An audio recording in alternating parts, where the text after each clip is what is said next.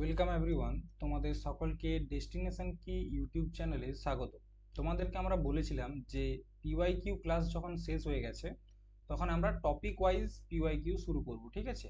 তো আমরা প্রথমেই যে সাবজেক্ট নিয়েছি সেটা হচ্ছে আমাদের সংবিধান, ভারতের সংবিধান, এবং এটা আজকে আমাদের প্রথম ক্লাস, ঠিক আছে? আজকের ক্লাসে আমরা সংবিধানের part 1, part 2, part 3, part 4, part 4A এবং আমাদের প্রস্তাবনা, এই টপিকগুলোকে কভার করে কোশ্চেন করব, ঠিক আছে?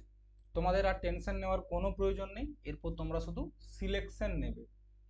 দেখো, আজকের প্রথম প্রশ্ন যেটা রয়েছে, ভারতের রাষ্ট্রপতির ওপর ইমপিচমেন্ট, প্রশ্নটা ভালো করে পড়বে, ইমপিচমেন্ট প্রয়োগের পদ্ধতিটি কোথা থেকে গৃহীত হয়? ইউএসএ, ইউকে, ইউএসএসআর নাকি ফ্রান্স? এই কোশ্চেনটা হচ্ছে তোমার এসএসসি সিজিএল 2022-এর। দেখো, তোমাদেরকে একটা জিনিস বলে দিই, এখানে যতগুলো কোশ্চেন দেখতে পাচ্ছ প্রত্যেকটা প্রশ্ন এসএসসির কোনো না কোনো পরীক্ষায় এসেছে। তুমি যদি এমটিএস এর প্রস্তুতি নিচ্ছ তার মানে এটা নয় যে এমটিএস এর কোশ্চেনই করবে। এসএসসির যত রকমের প্রশ্ন হয় সেগুলো আমাদেরকে করতে হবে, ঠিক আছে? একদম আমরা টপিক ওয়াইজ যাচ্ছি। তো দেখো, ভারতের যে রাষ্ট্রপতির ওপর ইমপিচমেন্ট পদ্ধতিটা রয়েছে এটা আমরা নিয়েছি কোথার থেকে? আমেরিকার কাছ থেকে, আমেরিকার সংবিধান থেকে নিয়েছি। রাষ্ট্রপতির ইমপিচমেন্ট আমাদের সংবিধানের আর্টিকেল নাম্বার কততে রয়েছে? 61-এ রয়েছে ইমপিচমেন্ট, ঠিক আছে? আচ্ছা, ইমপিচমেন্ট কি তোমাদেরকে একটু জিনিস সহজে বলে দিই। দেখো, ইমপিচমেন্ট মানে হচ্ছে আমাদের যে রাষ্ট্রপতি রয়েছে তাকে তার পদ থেকে হাঁটানোর একটা পদ্ধতি। কোনো একটা রাষ্ট্রপতিকে যদি তার পদ থেকে হাঁটাতে হয় তখন যেটা নিয়ে আসতে হয় সেটা হচ্ছে ইমপিচমেন্ট। ইমপিচমেন্ট কি হয়? দেখো, আমাদের যে পার্লামেন্ট তার দুটো হাউস, লোকসভা এবং রাজ্যসভা। তো প্রেসিডেন্টের প্রতি ইমপিচমেন্ট পদ্ধতিটা যে কোনো সভা চালু করতে পারে, সেটা লোকসভা হোক বা রাজ্যসভা। আমি ধরে নিলাম রাজ্যসভা শুরু করবে, ঠিক আছে? তো রাজ্যসভা প্রথমে কি করবে? 25% মেম্বার, রাজ্যসভার যে 25% মেম্বার রয়েছে তাদের কাছ থেকে অনুমোদন নেবে, অনুমোদন নেবে যে আমরা প্রেসিডেন্টের ওপর ইমপিচমেন্ট আনতে পারি, আনতে চাই। তারা যদি অনুমোদন দেয় 25% মেম্বার, তারপর এই রাজ্যসভারই 66.6% মেম্বারের কাছ থেকে বিলটা পাস করাতে হবে, ঠিক আছে? যখন এতগুলো মেম্বার পাস করে দেবে তারপর লোকসভাতে পৌঁছানোর 14 দিন আগে এটা ইনফর্ম করতে হবে প্রেসিডেন্টকে, এবং প্রেসিডেন্টকে ইনফর্ম করার পর যখন লোকসভায় যাবে সেখানেও 2/3 বা 66.6% ভোটে এই বিলটাকে পাস করাতে হবে। যদি হয়ে যায় তাহলে আমাদের প্রেসিডেন্টকে তার পদ থেকে হাঁটিয়ে দেওয়া হবে, যেটা এখনো পর্যন্ত হয়নি। দেখো, আমেরিকার সংবিধান থেকে আমরা বেশ কতগুলো জিনিস নিয়েছি, তার মধ্যে একটা হচ্ছে ইমপিচমেন্ট আর একটা হচ্ছে ফান্ডামেন্টাল রাইট, মৌলিক অধিকার। আমাদের যে মৌলিক অধিকার রয়েছে সেটা আমরা কোথা থেকে নিয়েছি? সেটা আমরা নিয়েছি আমেরিকার কাছ থেকে। আচ্ছা, ইউকে, ইউকের কাছ থেকে আমরা কি নিয়েছি? দেখো, ইউকের থেকে আমরা নিয়েছি আমাদের পার্লামেন্টারি সিস্টেম,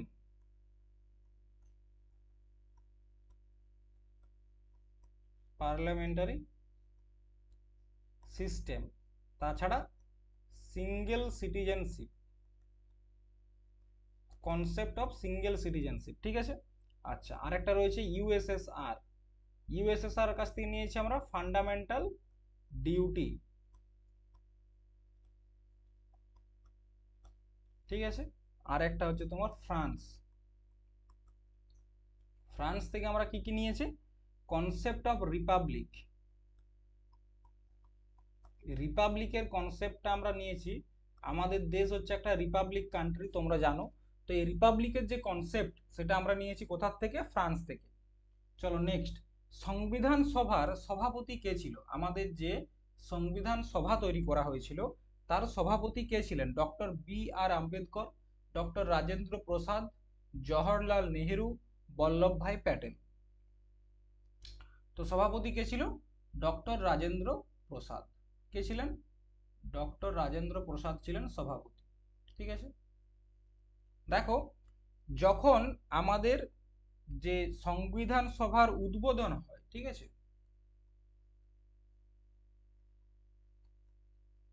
উদ্বোধনের সময় অর্থাৎ তোমার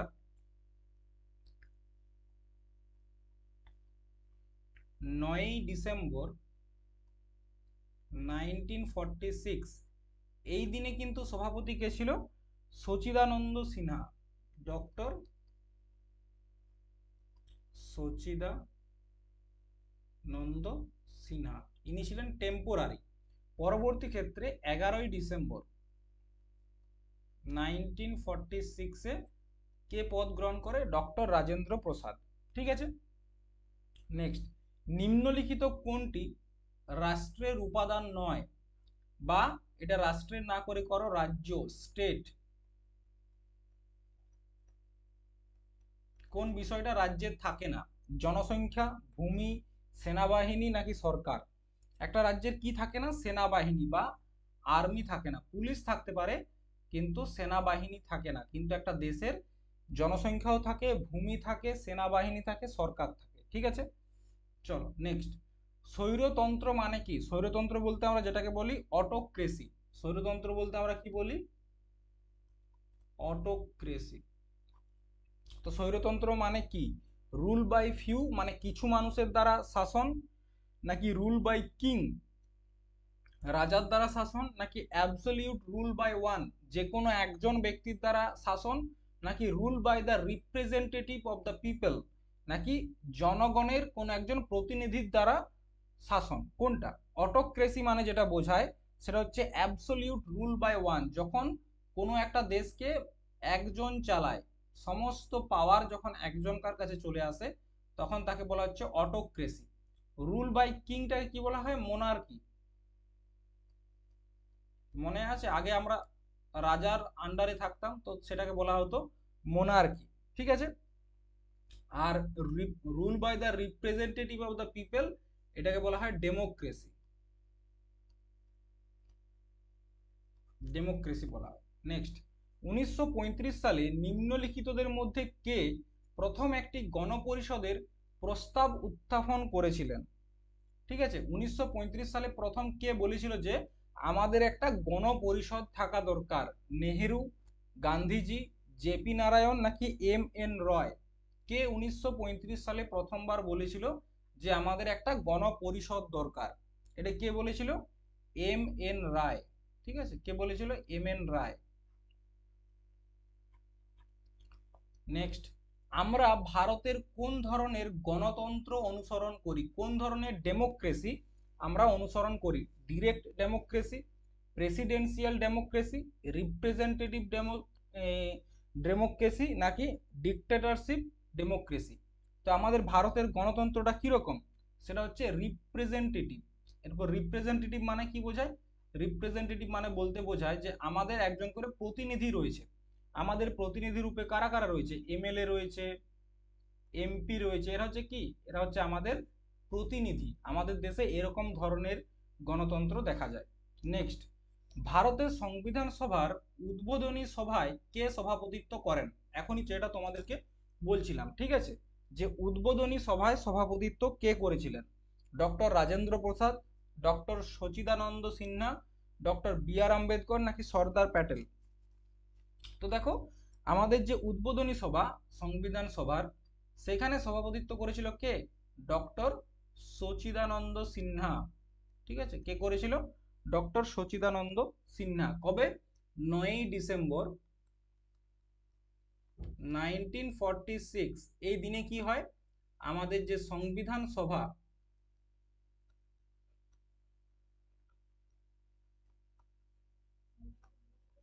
সংবিধান সভার স্থাপনা হয়। ঠিক আছে, এবং এই সময় সংবিধান সভার চেয়ারম্যান কে ছিলেন? চেয়ারম্যান ছিলেন ডক্টর সচিদানন্দ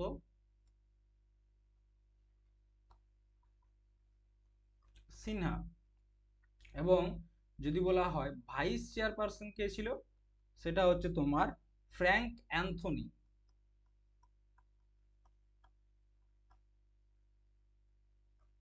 ফ্র্যাঙ্ক অ্যান্থনি। ঠিক আছে, এরপর এটা ছিল 9 ডিসেম্বরের কথা। এরপর 11 ডিসেম্বর 1946 এই বৈঠকে কি করা হয়, একজন পার্মানেন্ট চেয়ারম্যান করা হয়, কাকে? ডক্টর রাজেন্দ্র প্রসাদ। ঠিক আছে। আচ্ছা, এই সময় ভাইস চেয়ারম্যান কাকে করা হয়? সেটা হচ্ছে এইচ.সি. মুখার্জি।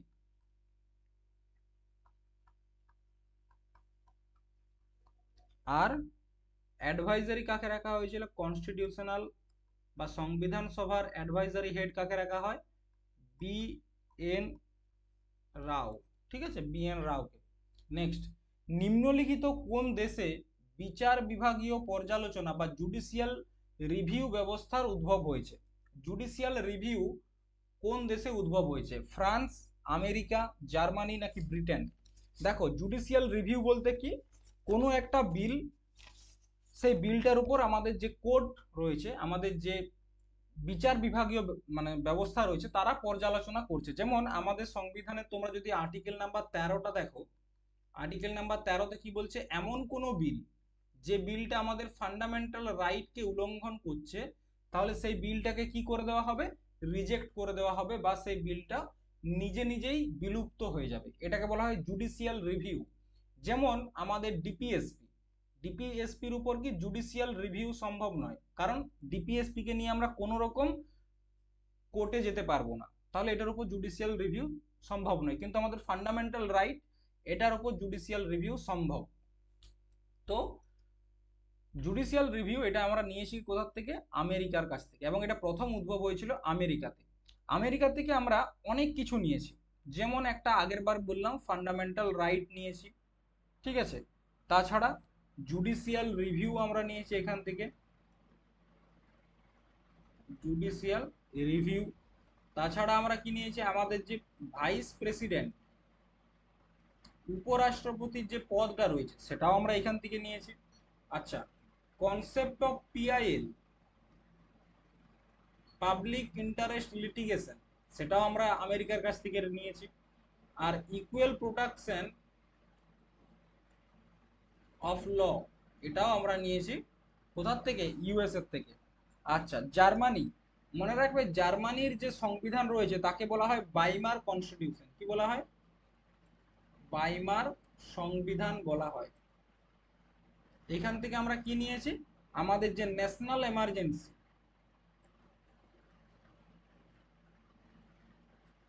বা রাষ্ট্রীয় আপাত, এটা ধারণাটা নিয়েছি, যেটা রয়েছে আমাদের সংবিধানের আর্টিকেল নাম্বার 352-তে। ঠিক আছে। নেক্সট, জনস্বার্থ মামলা বা পিআইএল ধারণাটি নিম্নলিখিত কোন দেশে উদ্ভূত হয়েছিল? ইংল্যান্ড, মার্কিন যুক্তরাষ্ট্র, রাশিয়া নাকি চীন? এটা তোমাদেরকে এখনই বললাম, মার্কিন যুক্তরাষ্ট্র। আমেরিকাতে হয়েছিল, ভারতে এসেছে তোমার 1980-তে, ইন্ডিয়াতে এটা আসে। ঠিক আছে। কে নিয়ে এসেছিল? সুপ্রিম কোর্টের দুজন জাজ, একজনকার নাম হচ্ছে ভি.আর. কৃষ্ণা আইয়ার, একজনকার নাম হচ্ছে ভি.আর. কৃষ্ণা আইয়ার, আরেকজনকার নাম হচ্ছে পি.এন. ভগবতী। এই পাবলিক ইন্টারেস্ট লিটিগেশনটাকে ভারতে আনার পিছনে এনাদের হাত খুব মানে গুরুত্বপূর্ণ। এরপর বলছে, ভারতীয় সংবিধানের কোন অংশে নির্বাচন সম্পর্কিত ধারা রয়েছে? ভাগ 15, ভাগ 5, ভাগ 20 নাকি ভাগ 10? তো দেখো, ভাগ 10, ভাগ 10-এ কি নিয়ে আলোচনা করা হয়েছে? আমাদের যে এসসি এবং এসটি রয়েছে, তাদের অ্যাডমিনিস্ট্রেশনকে নিয়ে আলোচনা করা হয়েছে। আচ্ছা, ভাগ 20-তে সংবিধান সংশোধন বা কনস্টিটিউশনাল অ্যামেন্ডমেন্ট, সংবিধান সংশোধন আমরা জানতে পারি। পার্ট 5-এ আমাদের ইউনিয়ন নিয়ে আলোচনা করা হয়েছে, এবং পার্ট 15-তে আমাদের ইলেকশন কমিশনকে নিয়ে আলোচনা করা হয়েছে। তাহলে উত্তর তোমরা পেয়ে গেলে। পার্ট 15-তে কি নিয়ে আলোচনা করা হয়েছে? নির্বাচন সম্বন্ধে, ইলেকশন কমিশন সম্বন্ধে। আর্টিকেল নাম্বার হচ্ছে তোমার 324 থেকে 329। ঠিক আছে। চলো নেক্সট, ভারতীয় সংবিধানের খসড়া কমিটিতে কতজন সদস্য ছিল? ড্রাফটিং কমিটিতে, খসড়া কমিটি বলতে কি বোঝায়? Drafting committee. এই ড্রাফটিং কমিটির সদস্য কতজন ছিল? 5 জন, 3 জন, 7 জন নাকি 10 জন? ড্রাফটিং কমিটির সদস্য ছিল 7 জন। কতজন ছিল? 7 জন। 7 জন কিরকম? 1+6 এই ফরমেশনে ছিল। এই যে একজন, এটাকে ডক্টর B.R. আম্বেদকর, তিনি ছিলেন চেয়ারম্যান। ঠিক আছে, আর বাকি 6 জন কে কে ছিল দেখে নাও। 4, 5, 6, বাকি 6 জন যারা যারা ছিল, একজনকার নাম হচ্ছে আল্লাদি কৃষ্ণস্বামী আইয়ার। নোট করো, আল্লাদি কৃষ্ণস্বামী আইয়ার। একজনকার নাম হচ্ছে এন গোপাল স্বামী। ঠিক আছে, এন গোপাল স্বামী। একজনকার নাম হচ্ছে K.M. মুন্সি, K.M. মুন্সি। একজনকার নাম হচ্ছে মোহাম্মদ সাদাউল্লাহ, মোহাম্মদ সাদাউল্লাহ। তারপর হচ্ছে B.L. মিত্র। আরেকজনকার নাম হচ্ছে D.P. খেতান। ঠিক আছে, এই 6 জন হচ্ছে মেম্বার। তার মধ্যে মনে রাখবে যে B.L. মিত্র তিনি পরবর্তী ক্ষেত্রে রিজাইন করেছিলেন এবং এনার জায়গায় কে এসেছিলেন? এন মাধব রাও। এন মাধব রাও তিনি B.L. মিত্রের জায়গায় এসেছিলেন, এবং D.P. খেতান তিনিও রিজাইন করেছিলেন এবং এনার জায়গায় এসেছিল T.T. কৃষ্ণচারী। এনার জায়গায় এসেছিল T.T. কৃষ্ণচারী। ঠিক আছে, এই হচ্ছে আমাদের ড্রাফটিং কমিটি। দেখো, the people who drafted the constitution, doctor B.R. Ambedkar ইনি ছিলেন চেয়ারম্যান। B.N. রাও ছিল কনস্টিটিউশনাল অ্যাডভাইজার। ঠিক আছে, আর বাকি ছিল K.M. মুন্সি, মোহাম্মদ সাদাউল্লাহ, আল্লাদি কৃষ্ণস্বামী আইয়ার, এন গোপাল স্বামী, এন মাধব রাও, আর T.T. কৃষ্ণচারী। এই হচ্ছে আমাদের ড্রাফটিং কমিটি। ঠিক আছে, চলো নেক্সট দেখো। নেক্সট হচ্ছে হায়দ্রাবাদ রাজ্যটি ভারতীয় ইউনিয়নের অধীনে কত সালে তৈরি হয়েছিল বা প্রতিষ্ঠিত হয়েছিল? 1953, 1952, 1948 নাকি 1950? তো তোমাদেরকে বলেছিলাম যে 1948 সালে অপারেশন পোলো, অপারেশন পোলো তার মাধ্যমে কি করা হয়? হায়দ্রাবাদকে ভারতের সাথে যুক্ত করা হয়। নেক্সট, জি.ভি. মাভলঙ্কর ভারতের গণপরিষদের দেশের চেয়ারম্যান ছিলেন? জি.ভি. মাভলঙ্কর মৌলিক অধিকার, সংখ্যালঘু এবং উপজাতি ও বর্জিত এলাকা সংক্রান্ত উপদেষ্টা কমিটি, নাকি কার্যক্রম সংক্রান্ত কমিটি, নাকি প্রতিশ্রুতিবদ্ধ ব্যবসায়িক আদেশ, নাকি জাতীয় পতাকা সংক্রান্ত অ্যাডহক কমিটি? জি.ভি. মাভলঙ্কর কিসের ছিল? তিনি ছিলেন কমিটি অন দ্য ফাংশন বা কার, এক মিনিট,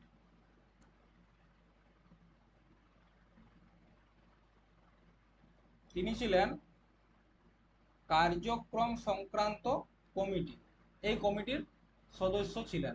ঠিক আছে, দেখো আমাদের সংবিধান সভার বিভিন্ন ধরনের কমিটি ছিল, তার মধ্যে যে কমিটিগুলো খুব গুরুত্বপূর্ণ সেইগুলো আমাদেরকে মনে রাখতে হবে। যেমন পণ্ডিত জওহরলাল নেহেরু। ঠিক আছে, প্রথমত এই নামটা নোট করো, পণ্ডিত জওহরলাল নেহেরু কোন কোন কমিটির সাথে যুক্ত ছিল? Union power committee.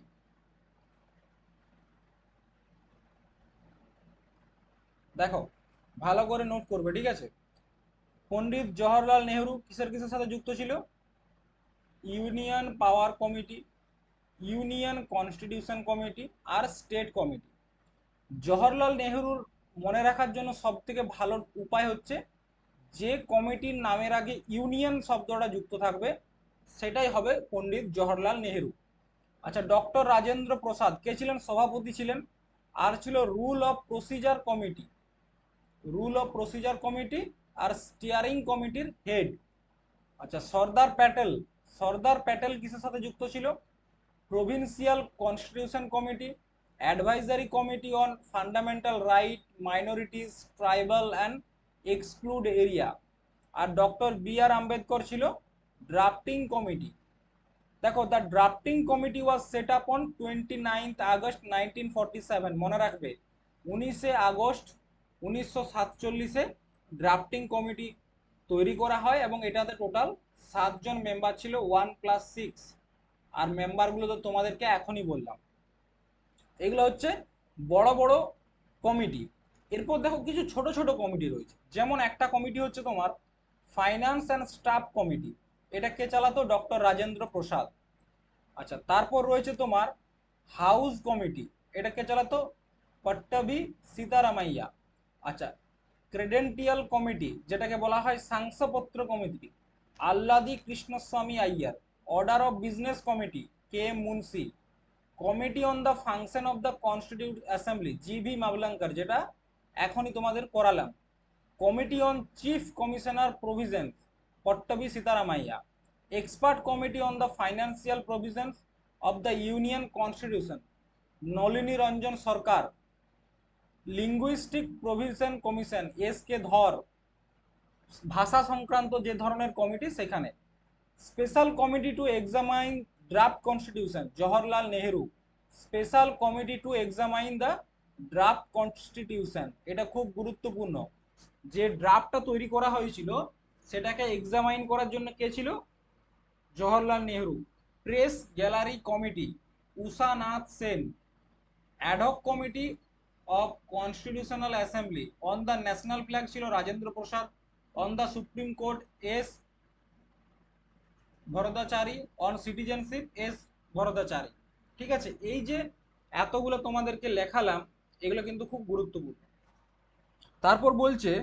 তারপর বলছে যে 1946 সালে মাদ্রাজ নির্বাচনী এলাকা থেকে নিম্নলিখিতদের মধ্যে কে গণপরিষদের সদস্য হয়েছিলেন?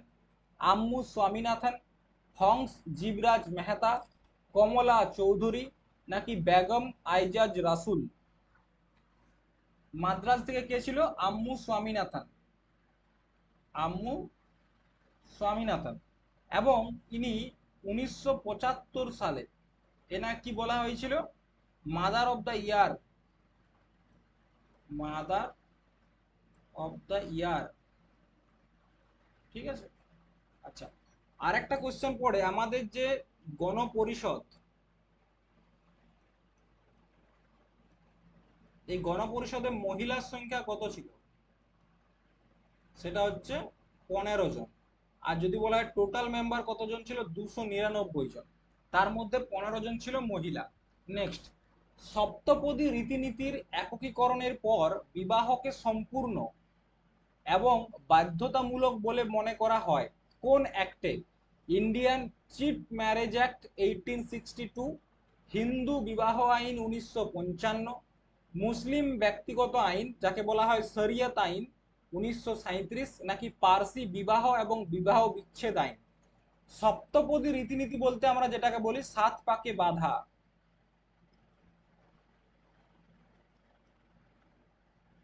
এটা কোথায় রয়েছে? হিন্দু বিবাহে রয়েছে। মনে রাখবে হিন্দু বিবাহ অনুসারে, হিন্দু বিবাহ আইন 1955 অনুসারে যদি 7 পাকে বাঁধা হয়ে যায় তার মানে বিবাহটা সম্পন্ন হয়েছে। এই কোশ্চেনটা হচ্ছে এসএসসি সিজিএল 2022-এর কোশ্চেন। ঠিক আছে।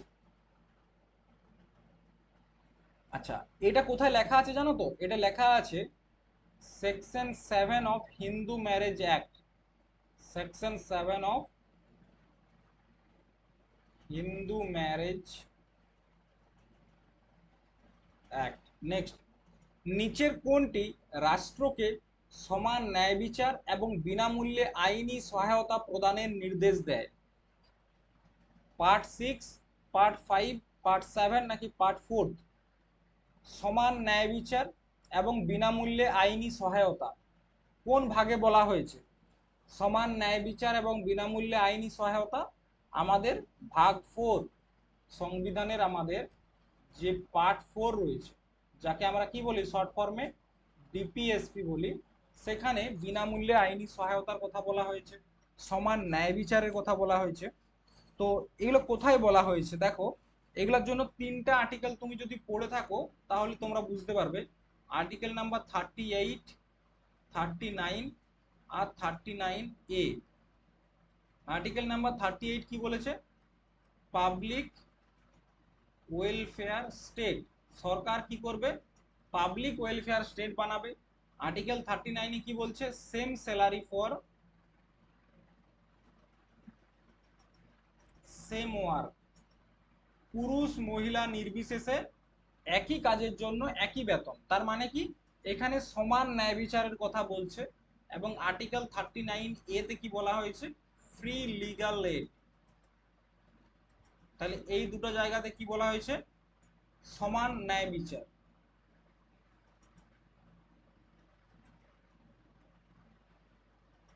ঠিক আছে, বোঝা গেছে। চলো নেক্সট। ভারতীয় সংবিধান প্রণয়নকারী গণপরিষদে কতজন মহিলা সদস্য ছিলেন? এখনই তোমাদেরকে করালাম। কতজন ছিল? 15 জন। আচ্ছা, যদি প্রশ্ন চলে আসে 15 জন কে কে ছিল, তাহলে তোমরা নোট করে নাও নামগুলো, ঠিক আছে? 15টা নাম তোমাদেরকে লিখিয়ে দিচ্ছি। এক হচ্ছে আম্মু স্বামীনাথন,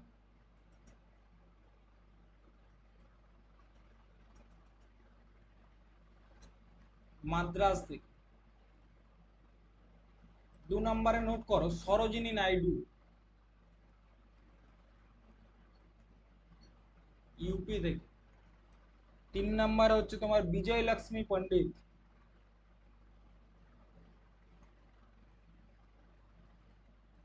4 নম্বরে নোট করতে পারো সুচেতা কৃপলানি।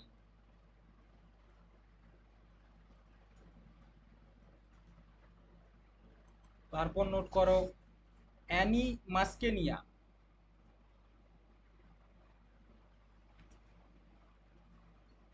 তারপর নোট করো রাজকুমার অমৃতা কর।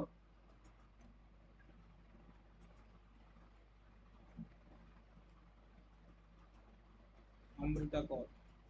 7 নম্বরে পূর্ণিমা ব্যানার্জি। আচ্ছা, পূর্ণিমা ব্যানার্জি দেখে তোমরা পশ্চিমবঙ্গের ভেবো না, ইনি ইউপির। তারপর হচ্ছে বেগম আজাদ রসুল,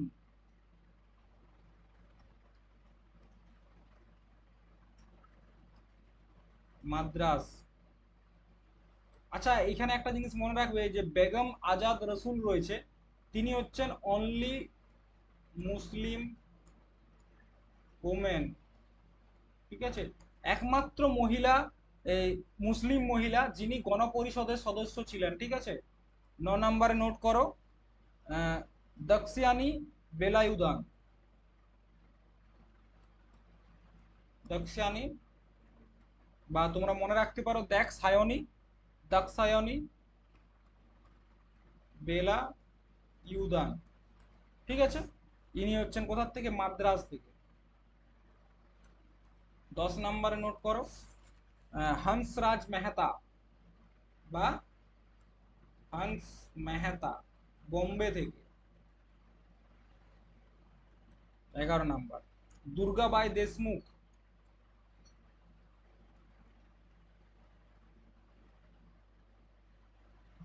কমলা চৌধুরী।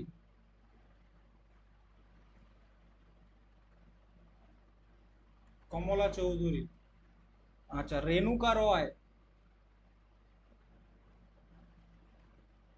ওয়েস্ট বেঙ্গল। তারপর হচ্ছে লীলা রয়, ওয়েস্ট বেঙ্গল। মালতী চৌধুরী, মালতী চৌধুরী কোথাকার? উড়িষ্যা। তাহলে এই 15 জন মহিলা সদস্য ছিল আমাদের গণপরিষদের। নেক্সট, আল্লাদি কৃষ্ণস্বামী আইয়ার ভারতের গণপরিষদের ড্যাশের চেয়ারম্যান ছিলেন? শংসাপত্র কমিটি, ইউনিয়ন শক্তি কমিটি, মৌলিক অধিকার উপকমিটি, নাকি ব্যবসায়িক কমিটি? এখনই তোমাদেরকে বললাম শংসাপত্র committee.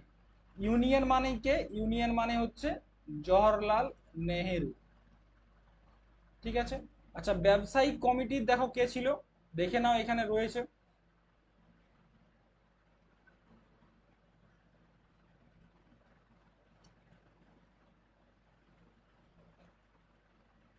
Expert committee on the financial provision কে রয়েছে? নলিনী রঞ্জন। ঠিক আছে, তো সমস্তটা লেখা রয়েছে। তারপর বলছে 1947 সালের ভারতীয় স্বাধীনতা আইনের ধারা নাম্বার কত গণপরিষদের স্বীকৃতি হয়েছিল? বলছে আমাদের 1947 সালের যে ভারত স্বাধীনতা আইন রয়েছে তার কত নাম্বার ধারা অনুযায়ী আমাদের গণপরিষদ স্বীকৃতি পেয়েছিল? ধারা 6(2), নাকি 12(2), নাকি 10(12), নাকি 8(1)? কত নাম্বার ধারা? আমাদের ভারতীয় স্বাধীনতা আইন, Indian independence act 1947, Indian independence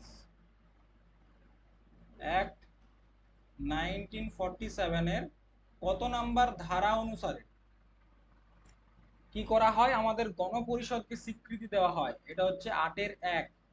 next, রাষ্ট্রীয় নীতির নির্দেশমূলক নীতি গৃহীত হয়েছিল কোথা থেকে? মূল কোশ্চেনটা হচ্ছে আমরা ডিপিএসপি নিয়েছি কোন দেশের সংবিধান থেকে? ব্রিটিশ, সুইস, ইউএস, নাকি আইরিশ? কোন দেশ থেকে নিয়েছি? আমরা নিয়েছি আয়ারল্যান্ডের সংবিধান থেকে। দেখো রেকর্ডেড তোমাদেরকে কেন দিলাম বলো তো? কারণ আজকে আমাদের এখানে বৃষ্টি হচ্ছে, সন্ধ্যাবেলায় কারেন্ট থাকবে কিনা তার কোনো ঠিক নেই। আইরিশ কনস্টিটিউশন থেকে, ঠিক আছে। আচ্ছা, ডিপিএসপি কোথায় রয়েছে আমাদের? ভাগ 4। আচ্ছা, দেখবে ডিপিএসপি কে নিয়ে একটা উক্তি খুব প্রচলন, সেটা হচ্ছে কি বলছে? DPSP, directive principle of state policy, হলো এমন একটি চেক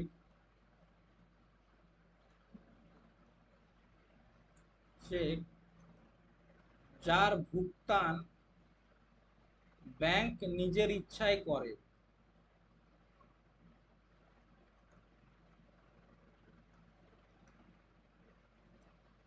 এই উক্তিটা কার? এটা হচ্ছে কে টি সাহা। ঠিক আছে, কার? কে টি সাহা।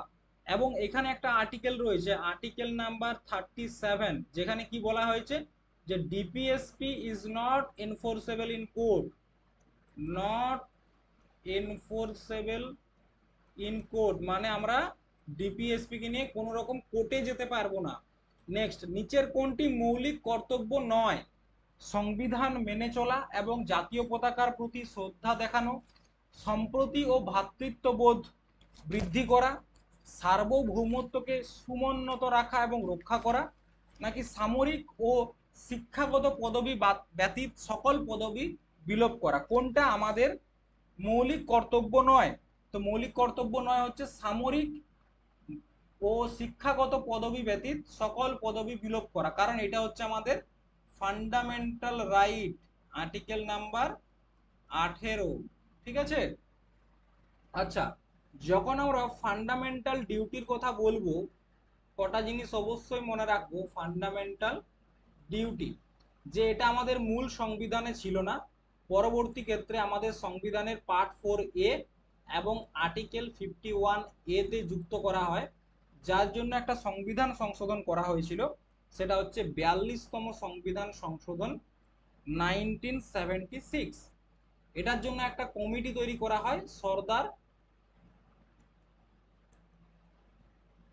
Schwann Singh committee. এবং এটা আমরা নিয়েছি কোথা থেকে? ইউএসএসআর থেকে নিয়েছি। যখন 42তম সংবিধান সংশোধন করা হয় তখন আমাদের 10টা মৌলিক কর্তব্য ছিল, পরবর্তী ক্ষেত্রে একটা যুক্ত করে আমাদের এখন 11টা মৌলিক কর্তব্য রয়েছে। এই একটা যুক্ত করা হয়েছে 86তম সংবিধান সংশোধন 2002 এর মাধ্যমে। ঠিক আছে, চলো নেক্সট। কত উপায়ে ভারতের নাগরিকত্ব অর্জন করা যেতে পারে? তিন তিন ধরনের পদ্ধতি, 4, 5, নাকি 6? তো ভারতের নাগরিকত্ব পাওয়ার কত ধরনের উপায় রয়েছে বলো? কোশ্চেনগুলো তো তোমাদেরকে সব করানো, একদম জলের গতিতে তোমাদের উত্তর দেওয়া দরকার।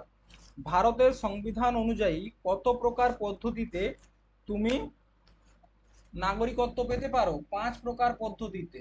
কত প্রকার? 5 প্রকার। আচ্ছা, আমাদের যে সিটিজেনশিপ অ্যাক্ট 1955, এই অনুসারে কত প্রকার রয়েছে? 5। একটা হচ্ছে কি বাই বার্থ, একটা হচ্ছে বাই ডিসেন্ট, বংশের আধারে, বাই রেজিস্ট্রেশন, বাই ন্যাচারালাইজেশন,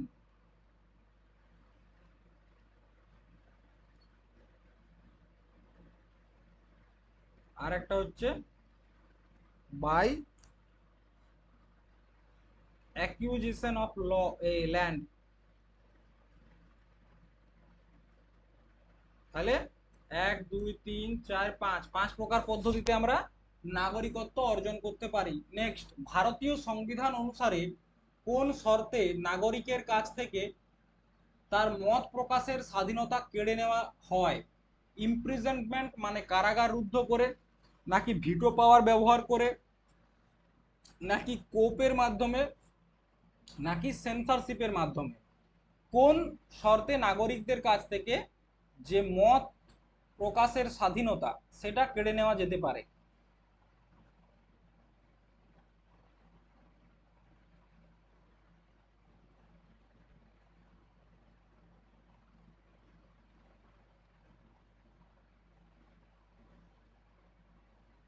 সেটা হচ্ছে কোপ পদ্ধতি।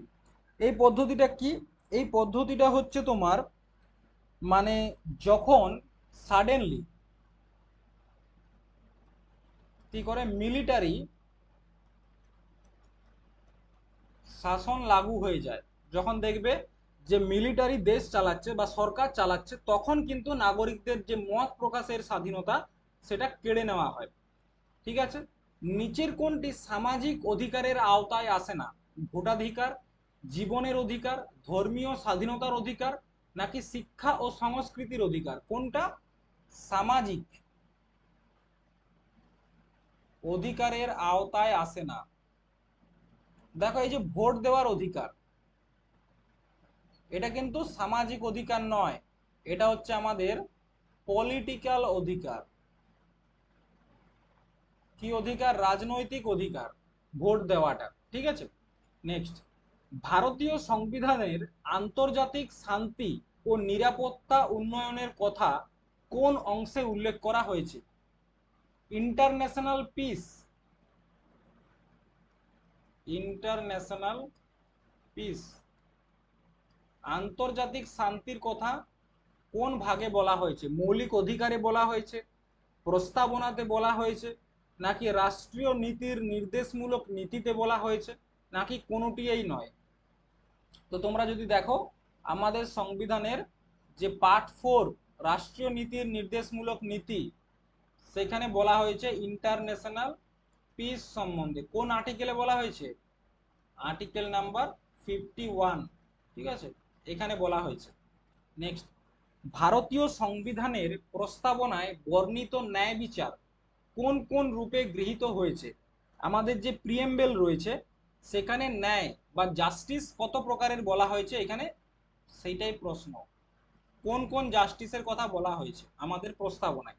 রাজনৈতিক জাস্টিস, অর্থনৈতিক জাস্টিস, সামাজিক জাস্টিস, নাকি সবগুলোই? তো অ্যান্সার হবে সকল বিকল্প সঠিক।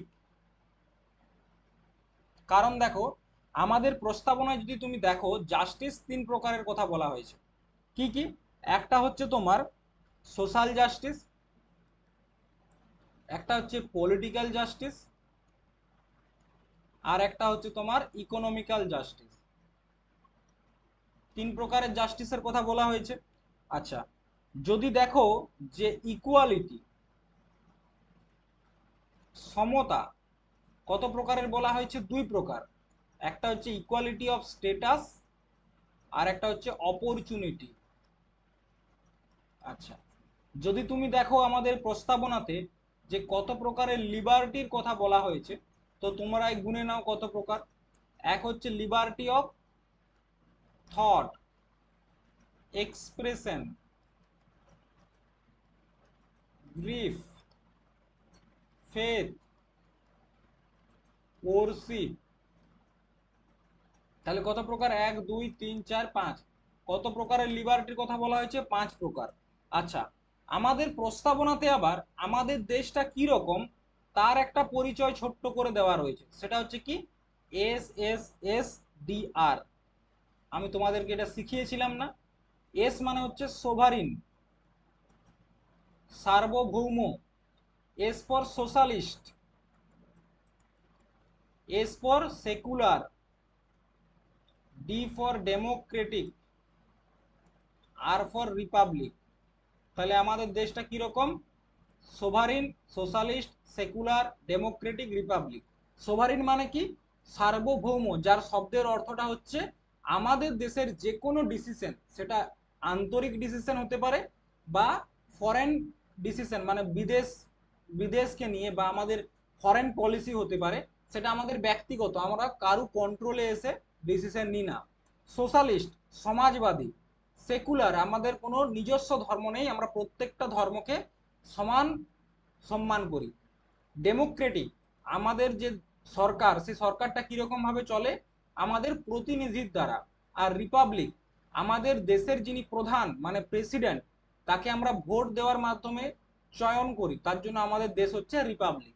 তাহলে দেখো আমাদের দেশ কিরকম, কত প্রকারের জাস্টিস, কত প্রকারের ইকুয়ালিটি, কত প্রকারের লিবার্টি, এগুলো সব লেখা রয়েছে আমাদের প্রিএমবেলে। তারপর কোশ্চেন হচ্ছে, ড্যাশ সরকারে প্রতিটি প্রাপ্তবয়স্ক নাগরিকের একটি করে ভোট থাকা আবশ্যক এবং প্রতিটি ভোটের একটি মূল্য থাকা আবশ্যক। বলতো কোন ধরনের সরকারে আমরা ভোট দিতে পারি? সেটা হচ্ছে গণতন্ত্র। যেখানে ডেমোক্রেসি থাকবে সেখানেই ভোট পদ্ধতি থাকবে, তাছাড়া থাকবে না। অটোক্রেসি মানে কি? অটোক্রেসি মানে যখন একজন সরকার চালায়, যখন একজনের কাছে সব পাওয়ার থাকে, তখন তো ভোটের কোনো প্রশ্নই নেই। রাজতান্ত্রিক মানে কি? মোনার্কি, ঠিক আছে, যখন রাজা শাসন করে, কিং। আর কর্তৃত্ববাদী কি? কর্তৃত্ববাদী হচ্ছে যখন জনগণকে তাদের নিয়ে কোনো ডিসিশন নিতে দেওয়া হয় না, একদল মানুষ যখন সরকার চালায় তখন তাকে বলা হয় কর্তৃত্ববাদী। এরপর বলছে, নিম্নলিখিত কোন রিটটি আদালত একজন সরকারি কর্মকর্তাকে তার দাপ্তরিক দায়িত্ব পালনের জন্য জারি করে? দেখো কি বলা হচ্ছে, যে কোন রিটটা একজন সরকারি কর্মকর্তাকে তার দাপ্তরিক দায়িত্ব পালনের জন্য। তোমাদেরকে আমি বলেছিলাম না, যখন আমাদের কনস্টিটিউশনাল রেমেডিস সম্বন্ধে পড়িয়েছিলাম, তোমাদেরকে আমি কি বলেছিলাম, যে আর্টিকেল 32 অনুসারে সুপ্রিম কোর্ট কে সুপ্রিম কোর্ট 5 প্রকারের রিট জারি করে। 5 প্রকারের রিট কি কি? একটার নাম হচ্ছে তোমার হোবিয়াস কর্পাস, একটার নাম হচ্ছে ম্যান্ডামাস, একটার নাম হচ্ছে কি কো ওয়ারেন্টো, আর একটার নাম কি প্রহিবিশন, আর একটার নাম হচ্ছে সেরিওরারি। ঠিক আছে, তো কি বলেছিলাম, যে যখন কোনো সরকারি কর্মচারী তার নিজের কাজটা ঠিকঠাক ভাবে করবে না, তখন তাকে তার কাজটা করানোর জন্য সুপ্রিম কোর্ট যে রিট জারি করে, সেটাকে বলা হয় ম্যান্ডামাস। ম্যান্ডামাস শব্দের অর্থ কি? আমি আদেশ দিচ্ছি।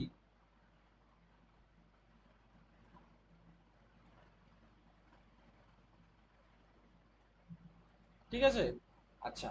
হোবিয়াস কর্পাস মানে কি?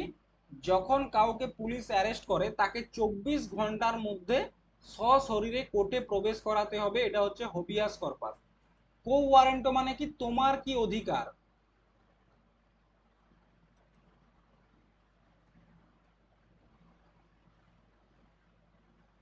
তোমার কি অধিকার তার মানে কি? যদি কোনো সরকারি কর্মচারী তার অধিকারের বাইরে কোনো কাজ করে, তখন কোর্ট তাকে জিজ্ঞেস করবে তোমার কি অধিকার। বা তুমি ধরো একটা চাকরি করছো, এমন কোনো দিন এলো যে তোমার কোয়ালিফিকেশন সেই চাকরিটার সাথে ম্যাচ করছে কিনা সেটা চেক করছে কোর্ট, এবং দেখলো যে তোমার কোয়ালিফিকেশন ম্যাচ করছে না, তখন তোমাকে একটা রিট জারি করবে যে তোমার কি অধিকার এই চাকরিটা করার জন্য। প্রহিবিশন মানে কি? সবসময় আপার কোর্ট কাকে করবে? লোয়ার কোর্টকে, মানে সুপ্রিম কোর্ট হাইকোর্টকে, হাইকোর্ট ডিস্ট্রিক্ট কোর্টকে এই রিটটা জারি করে। প্রহিবিশন মানে কি? যদি কোনো একটা কেসে লোয়ার কোর্ট তার এখতিয়ারের বাইরে কোনো জাজমেন্ট দিতে যায় কিন্তু জাজমেন্ট দেয়নি, তখন যে রিটটা জারি করা হয় তাকে বলা হয় প্রহিবিশন। আর সেরিওরারি মানে কি, যখন জাজমেন্ট দিয়ে দিয়েছে সেইটাকে আটকানোর জন্য যে রিটটা জারি করা হয় সেটাকে বলা হয় সেরিওরারি। আর্টিকেল 32 অনুসারে সুপ্রিম কোর্ট রিট জারি করে, আর আর্টিকেল 226 অনুসারে হাইকোর্ট রিট জারি করে। ঠিক আছে, মনে থাকবে। চলো নেক্সট, 21 অনুচ্ছেদে বা আর্টিকেল 21-এ জীবনের অধিকার ব্যতীত, পার্সোনাল লিবার্টি ব্যতীত কোন অধিকারের কথা বলা হয়েছে আর্টিকেল 21-এ? শিক্ষার অধিকার, স্বাধীনতার অধিকার, সমতার অধিকার, নাকি খাদ্যের অধিকার?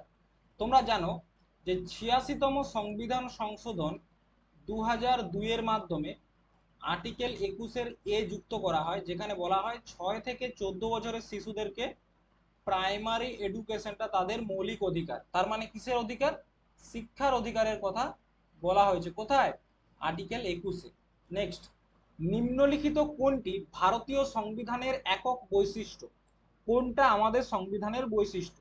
রাজ্য ও কেন্দ্রের জন্য একক সংবিধান, একক নাগরিকত্ব, নাকি সমন্বিত বিচার বিভাগ? কোনটা আমাদের দেশের একটা বৈশিষ্ট্য? তো এখানে উত্তর হবে অপশন তিনটাই হচ্ছে সঠিক অ্যান্সার। ঠিক আছে, অল অফ থ্রি। কেন? আমাদের দেশের রাজ্য বলো বা দেশ, প্রত্যেকের জন্য একটাই সংবিধান। ঠিক আছে, আমাদের দেশের নাগরিকত্ব কিরকম? সিঙ্গেল সিটিজেনশিপ, এটাও তোমাদেরকে পড়িয়েছি। এবং সমন্বিত বিচার বিভাগ আমাদের রয়েছে। নেক্সট, ধর্ম, জাতি, বর্ণ, লিঙ্গ বা জন্মস্থানের ভিত্তিতে বৈষম্য নিষিদ্ধ করা ভারতীয় সংবিধানে মৌলিক অধিকারের কোন শ্রেণীর আওতায় আসে? কোশ্চেনটা ভালো করে পড়বে। ধর্ম, জাতি, বর্ণ, লিঙ্গ বা জন্মস্থানের ভিত্তিতে বৈষম্য মানে যেটাকে আমরা বলি ভেদাভেদ নিষিদ্ধ করা ভারতীয় সংবিধানের মৌলিক অধিকারের কোন শ্রেণীর আওতায় আসে? স্বাধীনতার অধিকার, সাংবিধানিক প্রতিকারের অধিকার, সমতার অধিকার, নাকি ধর্মীয় স্বাধীনতার অধিকার? কোনখানে বলা হয়েছে যে আমাদের জাতি, ধর্ম, বর্ণ, লিঙ্গ বা জন্মস্থান, সেখানে কি সমতার, রাইট টু ইকুয়ালিটি, মনে আছে? আর্টিকেল 14 থেকে 18 কি বলা হয়েছে? Right to equality.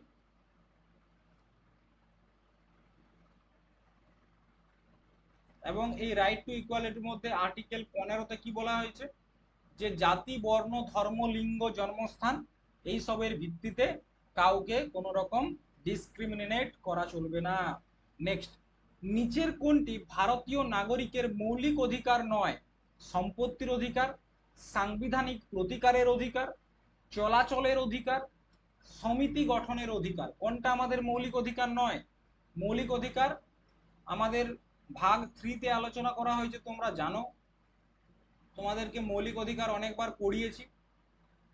তো আমাদের যে সম্পত্তির অধিকার, এটা কিন্তু আমাদের মৌলিক অধিকার নয়, এটা হচ্ছে আমাদের আইনি অধিকার।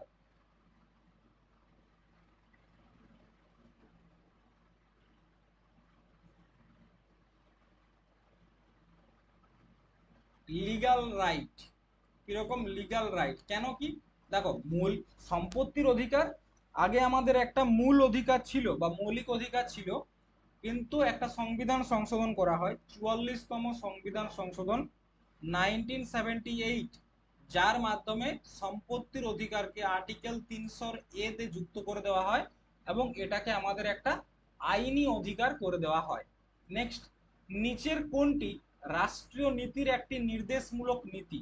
কোনটা আমাদের ডিপিএসপির মধ্যে পড়ছে? দেখো, জীবন ও ব্যক্তিগত স্বাধীনতার সুরক্ষা, গ্রাম পঞ্চায়েত সংগঠন, সংখ্যালঘুদের স্বার্থ সংরক্ষণ, নাকি অস্পৃশ্যতা বিলোপ? তোমরা যদি দেখো এই যে অপশন বি বাদে সবগুলাই হচ্ছে আমাদের ফান্ডামেন্টাল রাইট, একমাত্র এইটা হচ্ছে ডিপিএসপির আন্ডারে পড়ছে। ডিপিএসপির আন্ডারে যদি বলা হয় কোন আর্টিকেল, আর্টিকেল নাম্বার 40। ঠিক আছে, আর্টিকেল নাম্বার 40-এ পড়েছে। নেক্সট, ভারতের সুপ্রিম কোর্ট কত ধরনের রিট জারি করতে পারে?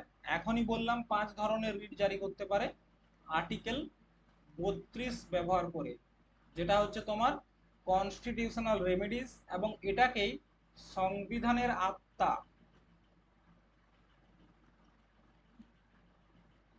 কে বলেছিল? Doctor B R Ambedkar. ঠিক আছে, নেক্সট, ভারতীয় সংসদ কবে শিক্ষার অধিকার রাইট টু এডুকেশন প্রণয়ন করে? কবে? 2 জানুয়ারি 2010, 2 আগস্ট 2005, 4 আগস্ট 2009, নাকি 20 জানুয়ারি 2011? শিক্ষার অধিকার কবে এটাকে প্রণয়ন করেছিল আমাদের পার্লামেন্টে? শিক্ষার অধিকার হচ্ছে 4 আগস্ট 2009। কবে? 4 আগস্ট 2009।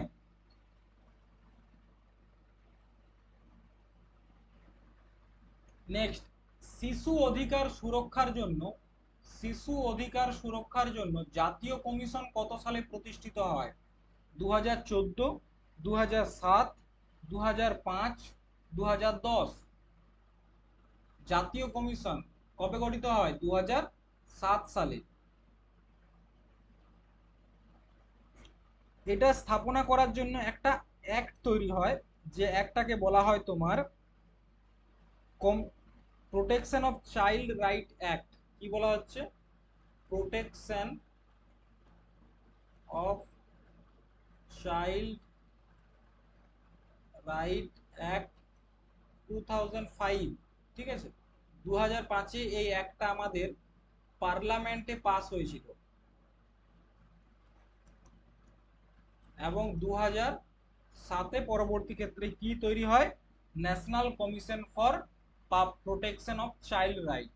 নেক্সট, মৌলিক কর্তব্যগুলি কার কাছে প্রদান করা হয়? সরকার, আইনসভা, রাষ্ট্র, নাকি নাগরিক? বলো, মৌলিক যে কর্তব্যগুলো রয়েছে এগুলো সংবিধান কাকে দিয়েছে? মৌলিক কর্তব্যগুলো আমাদেরকে বা আমাদের যে নাগরিক রয়েছে তাদেরকে দিয়েছে।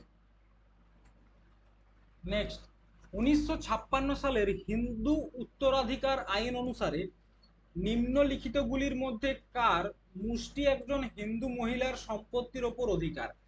একজন হিন্দু মহিলার সম্পত্তির উপর অধিকার কার থাকবে?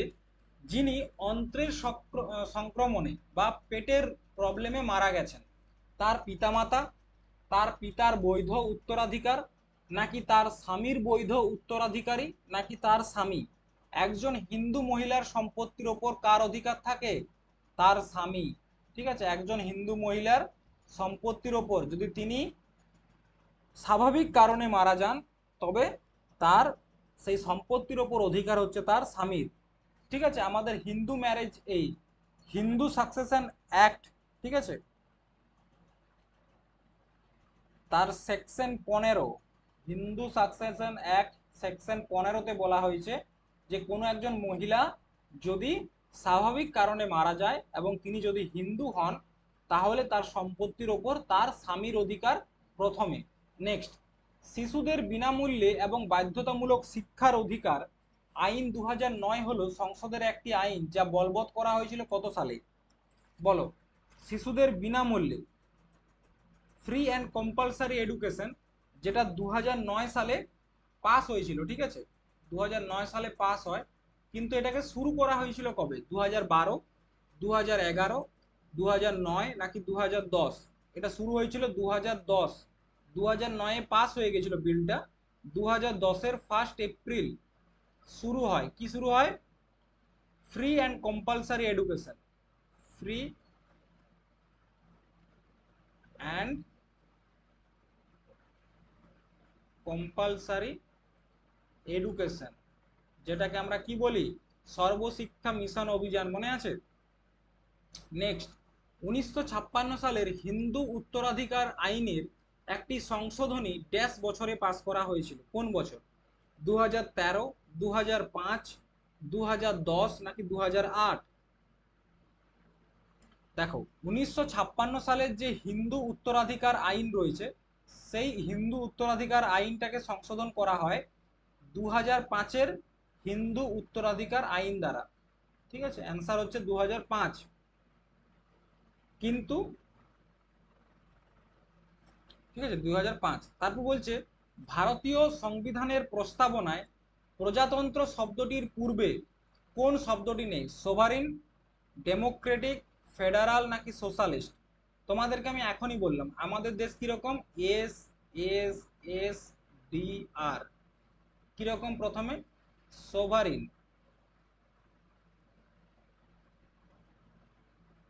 S for socialist, S for secular, D for democratic, R R for republic. বলো, বলছে প্রজাতন্ত্র, যেটাকে আমরা কি বলি, রিপাবলিক। রিপাবলিকের আগে কোন শব্দটা নেই? সোভারিন আছে, রয়েছে। ডেমোক্রেটিক আছে, রয়েছে। ফেডারেল আছে, না, ফেডারেল কোথাও নেই, তাহলে অ্যান্সার হচ্ছে ফেডারাল। ঠিক আছে, তো দেখো আজকে আমরা এসএসসি এমটিএস পরীক্ষাকে টার্গেট করে আমাদের সংবিধানের প্রিএম্বেল পার্ট 1, 2, 3, 4, 4A এইগুলোর থেকে টোটাল 40টা এমসিকিউ করলাম। 40টা এমসিকিউ কোনো না কোনো এসএসসির পরীক্ষায় এসেছে।